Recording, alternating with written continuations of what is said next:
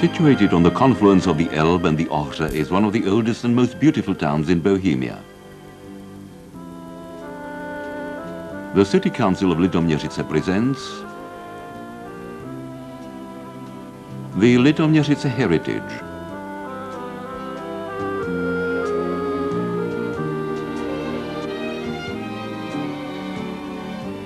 It took long centuries before Litoměřic assumed its present-day appearance, or rather before it was given this form by those who had lived and worked here, by those who had passed a wealth of spiritual and material heritage to the future generations.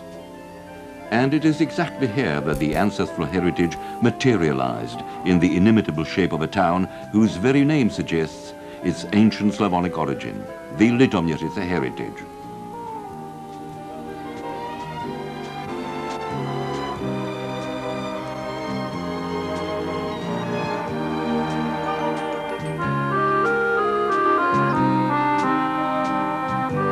Monday, September the 3rd, 1990. The beginning of a new school year for children who stand a good chance to live a life different from that experienced by the previous two generations of their fathers and grandfathers. They are about to enter life, and one day they will ask their parents why lies were told when things had their true undistorted names.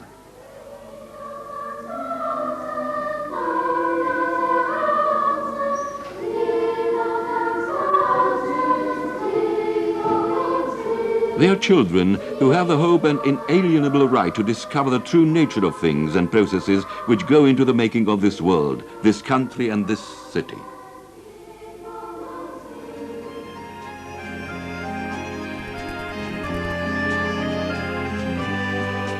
After all, many of them will spend their lifetime in this region. Others will leave for the great wide world to return here whenever they feel like it, if only to experience at the time of their own choosing the unique sensation of seeing once again what has since time immemorial been known as Porta Bohemica, the gateway to Bohemia.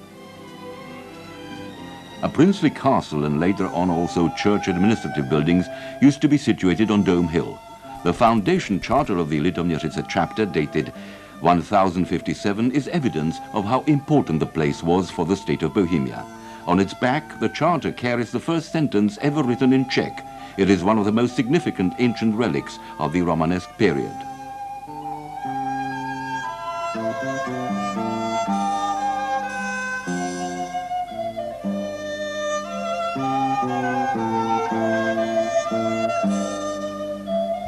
In the 1220s, a city enjoying privileges under Magdeburg law came into being north of the chapter.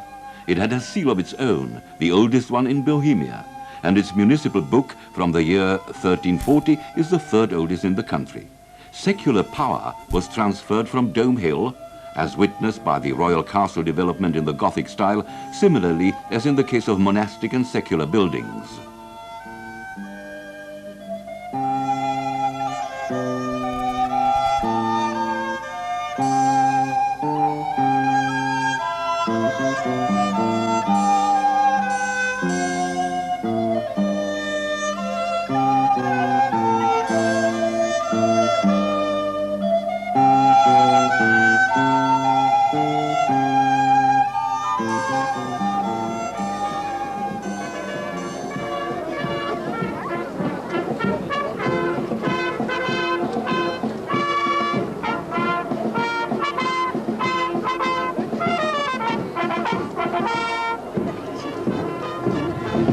Historical traditions are now again commemorated without ideological inhibitions.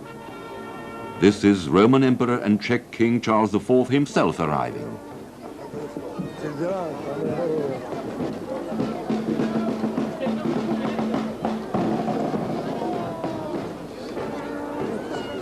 Císaři římský a králi český, pane náš, my opatrní tvoji a věrní kmeté, končelé, přísežní i celá... As a token of recognition and favor, the city was given a variety of privileges. Not least of these was the donation by Charles IV of the large vineyard on the slopes of Radobil Hill. outstanding grapevine of inimitable qualities has been grown here since very long ago. According to a saying recorded by the early 17th century writer Pavel Stransky, a man could consider himself lucky if he had not been laughed at in Žatec, beaten up at Loni, and made drunk at Litoměřice.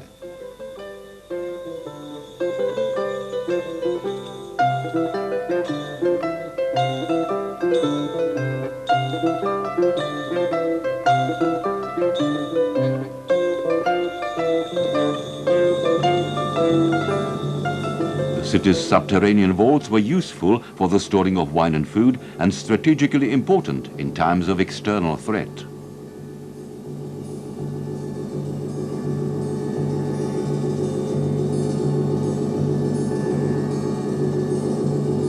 Its powerful system of walls successfully resisted many a raid and provided safety and protection for the local population.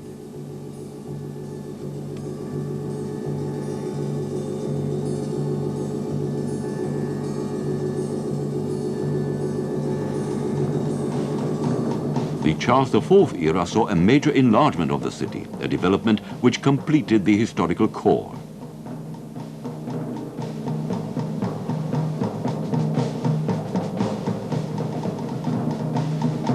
The city had changed its face out of recognition.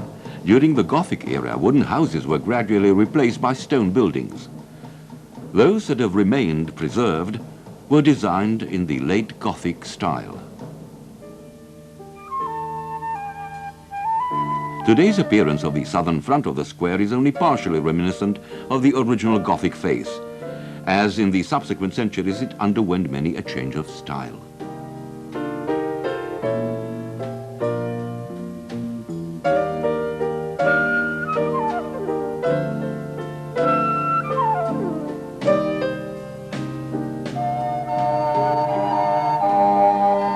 Gothic art had its masters, one of whom is today referred to as the master of the Litoměřice altar.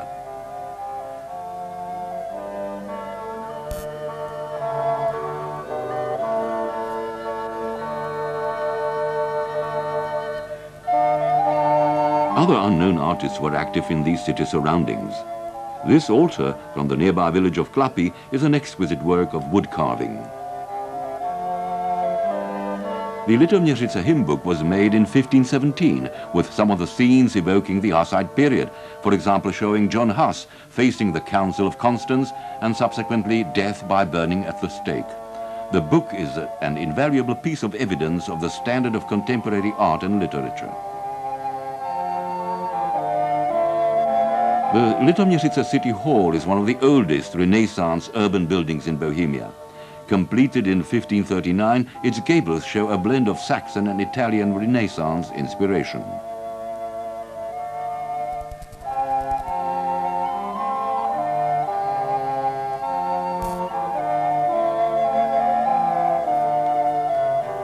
The city councillors of the past included Pavel Stransky, next to Comenius, an outstanding Czech humanistic scholar and man of letters. Today, the building houses a museum whose collections comprise the pulpit and altar from St. George's Church, a Renaissance edifice long since pulled down. Roland's statue was a symbol of municipal law and market protection.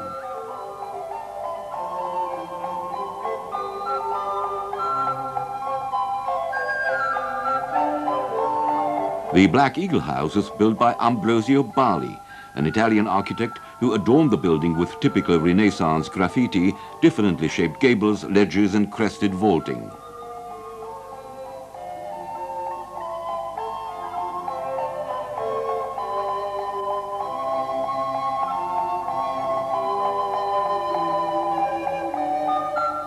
The artistic treatment of the portal and house sign used to be an important aspect of the decoration of burghers' houses.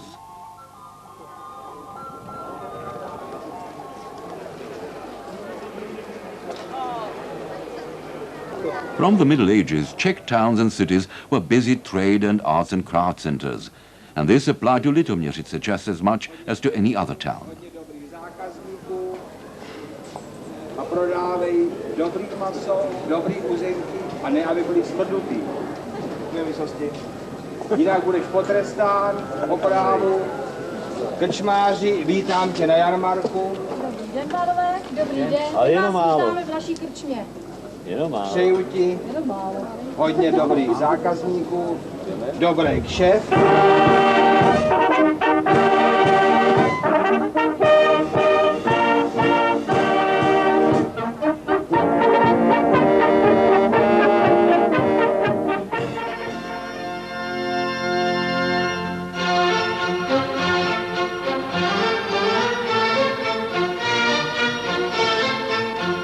Litoměřice had more than its fair share of the ravages of the 30 Years' War. Only 137 houses and just about half the built-up area enclosed by the walls remained standing intact. Yet after some time the city recovered to prosper again, mainly thanks to the bishopric newly established there in 1655. The city thus became once again the cultural and administrative center of northwestern Bohemia.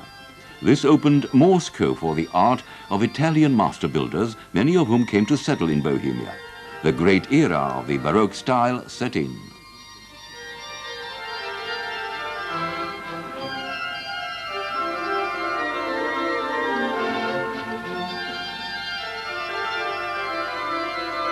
St. Stephen's Cathedral and the bishop's residence became the city's landmarks.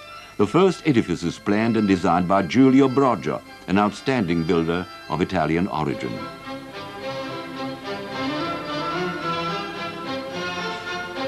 The altar painting is a work by Karel Škreta, a brilliant Czech Baroque artist. In the cathedral you can also admire a canvas by the German Renaissance painter Lukas Kranach.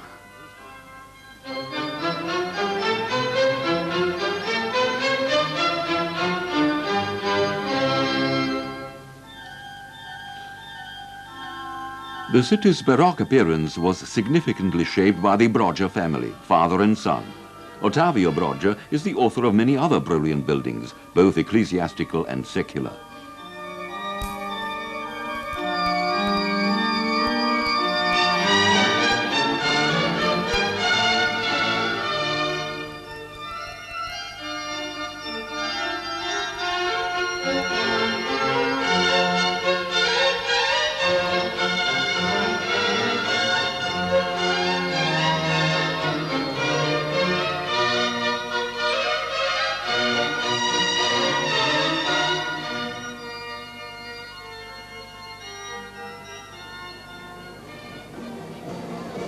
Life in the city was under the authority of an effective administration, taking good care of public law and order and citizens' honesty.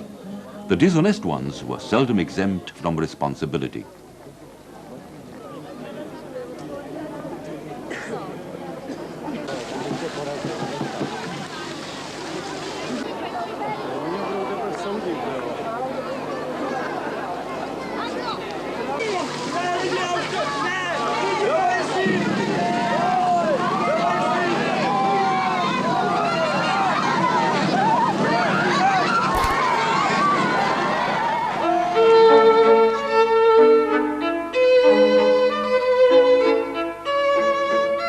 The 19th century brought many changes in the life of the city, in public affairs, in applied arts, and especially in architecture.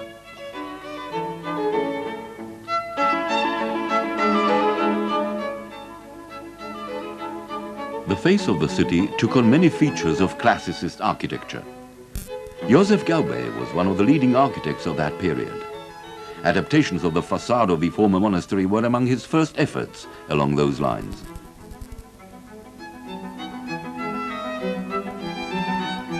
(1836) marked the coming to Litoměřice of Karel Hynek Mácha, then only 26 years old. After a short stay in the city, the greatest Czech romantic poet died.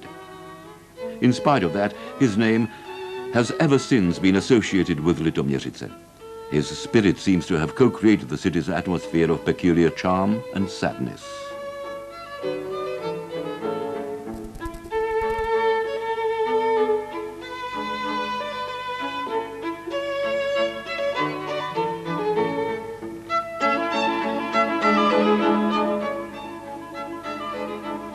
The attractive setting of the city and its environs brought to Litoměřice a number of outstanding personalities who turned the city into a center of education and culture.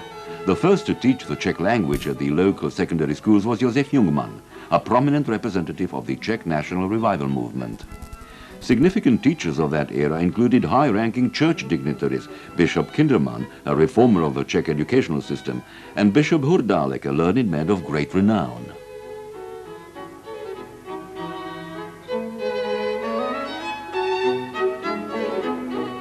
But also Julius Lippert, a brilliant historian, and his successor later on, Heinrich Ankert.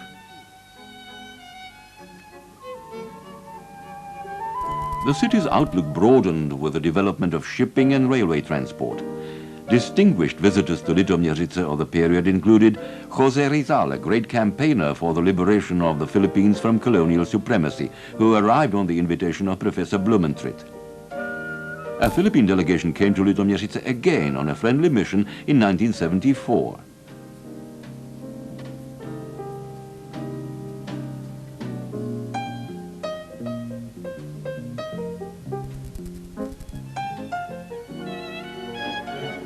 In the second half of the 19th century, the city was expanded in the northerly direction.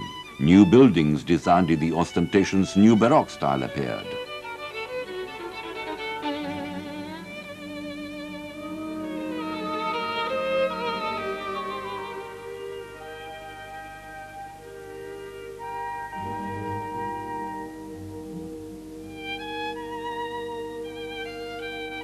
Art Nouveau was the last historical style of art and architecture. The turn of the century period was also called La Belle Époque. This style too added to the beauty and attraction of the prosperous city of Litoměřice.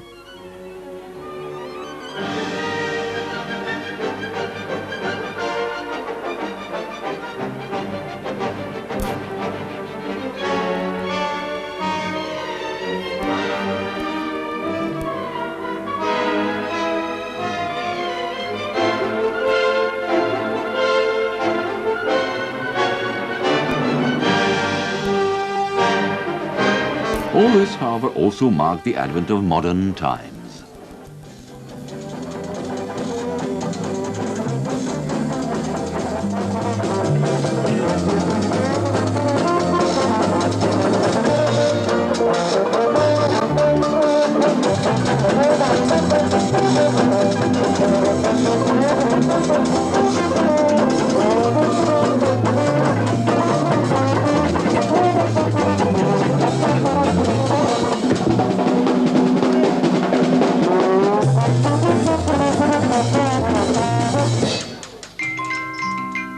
The development of the railway tunnel and the new bridge meant the disappearance of many a romantic quiet corner. The atmosphere was thickening with premonitions of tension preceding major social changes. Emperor Francis Joseph I himself came to visit Litoměřice. No doubt he took to the city after he had tasted the local beer.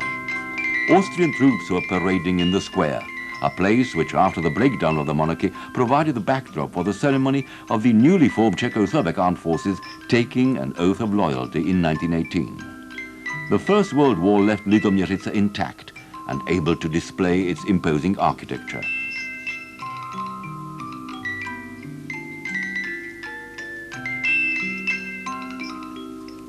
However, it was not all an idyll, as German chauvinism was already then rearing its ugly head.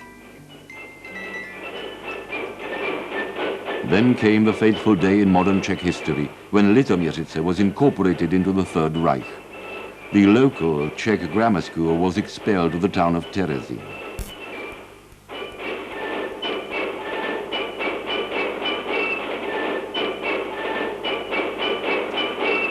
The city fell victim to the Brown Plague. Eventually, Litoměřice was liberated by the Red Army. Also, the inmates of the Richard concentration camp were set free. Most of the German population was transferred, but the ravages of war remained, for a long time at any rate.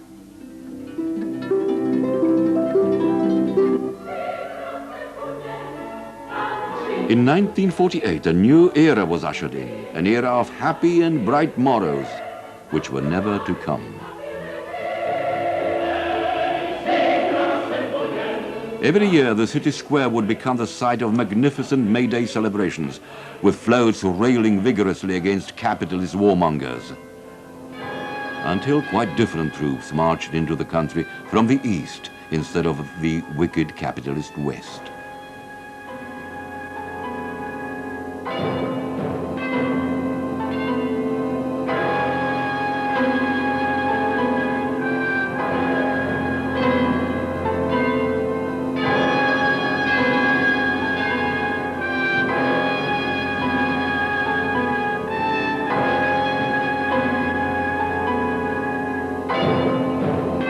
Thick mist set in for a long time to come.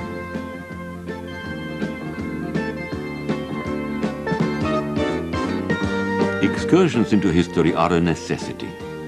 After all, the city is the materialized memory of and testimony to the past.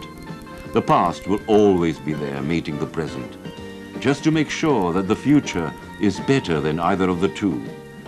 That the people living in that city should no longer be heirs unworthy of the great heritage, that in the gregarious togetherness of the run-of-the-mill housing developments surrounding the shabby historical core in bad need of repair, they should cease being indifferent users of their defiled city and become citizens of venerable Litoměřice, because indifference is exactly what this city does not deserve.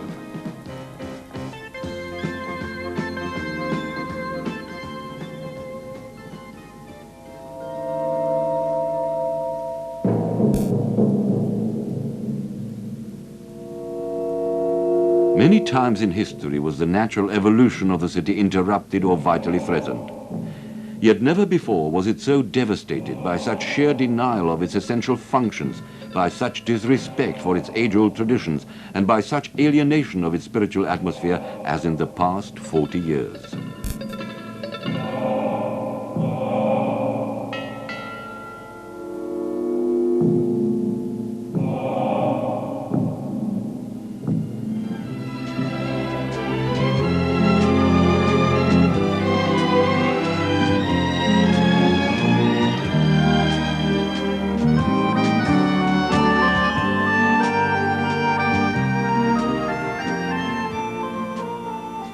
Let's set out in search of natural togetherness, with a sense of belonging shared by free individuals. The moment such free citizens find their city prospering again, the city will find its citizens for the benefit of both.